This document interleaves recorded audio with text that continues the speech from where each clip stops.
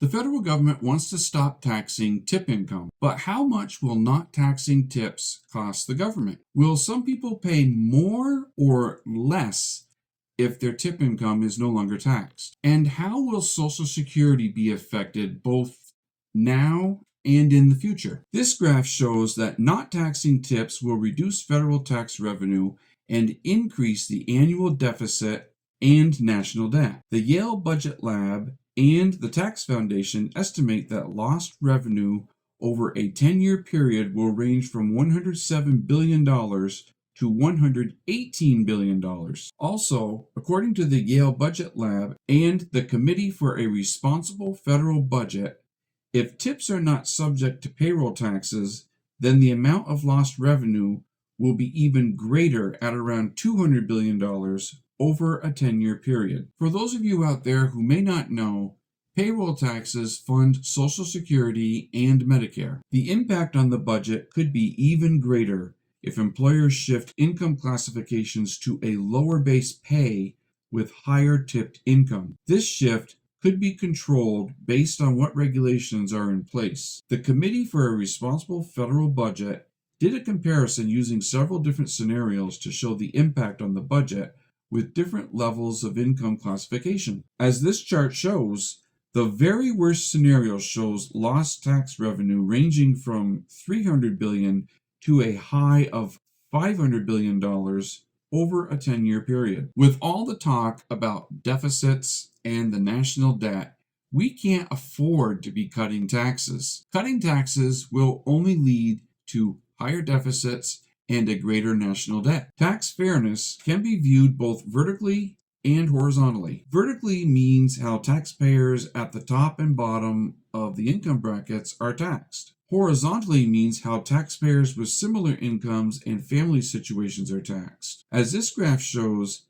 tipped workers and non-tipped workers pay the same tax on the same adjusted gross income. However, as this chart shows, if tip income is no longer taxed, the horizontal equity is greatly reduced. In this case, the tipped worker would pay far less in taxes than the non-tipped worker, even though they both would have a similar income. This looks like a good deal for those who work for tips, but there is more to this story, so keep watching to see how tipped workers actually compare. According to an analysis from the Tax Policy Center, the top 40% of taxpayers would receive 50% of the benefits from not taxing tips. According to the Yale Budget Lab, 1/3 of tipped workers do not make enough income to owe any income taxes at all. Tipped workers in the bottom 60% would get an average tax cut of $1,260, while those in the top 20% would see their taxes cut by $5,150. If tips are not taxed as both regular income and for payroll taxes, there is a similar result where the bottom 60% get a tax cut of $2,180 and the top 20% get a tax cut of $7,170. On its face, not taxing tips looks like a tax cut all around. But there is more to this, as I'll show you next. Excluding tip income from payroll taxes will negatively affect programs such as Social Security,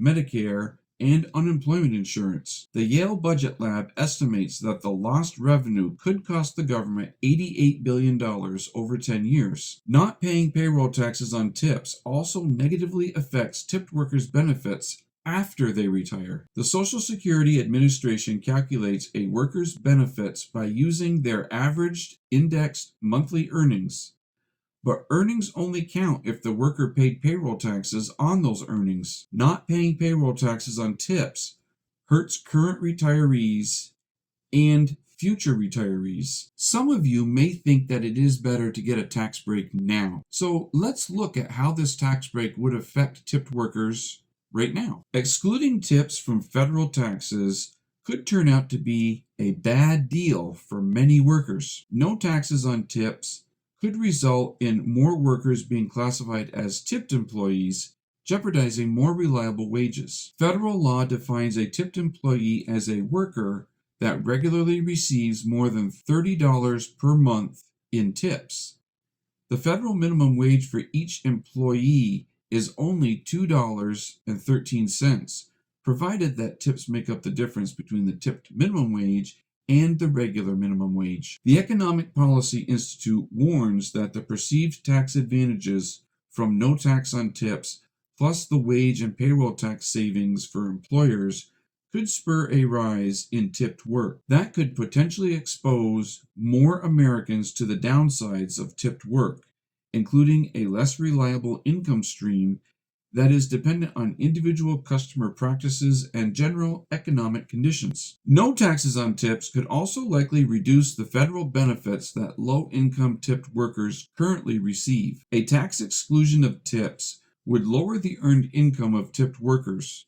Certain tax benefits like the Earned Income Tax Credit and the Child Tax Credit are based on a taxpayer's earned income, meaning that the exclusion of tips from income taxes could lower tax credits for some tip workers and therefore their effective after-tax income. As this graph shows, workers with the tip exclusion would have a lower child tax credit, a lower earned income tax credit, and ultimately lower after-tax income. As you can see from this graph, the proposal to cut taxes on tips may not be in everyone's best interest. So what are your thoughts after seeing the information that's been presented? Leave a comment below and don't forget to like, share, and subscribe. Have a great rest of your day, and I'll see you in the next video.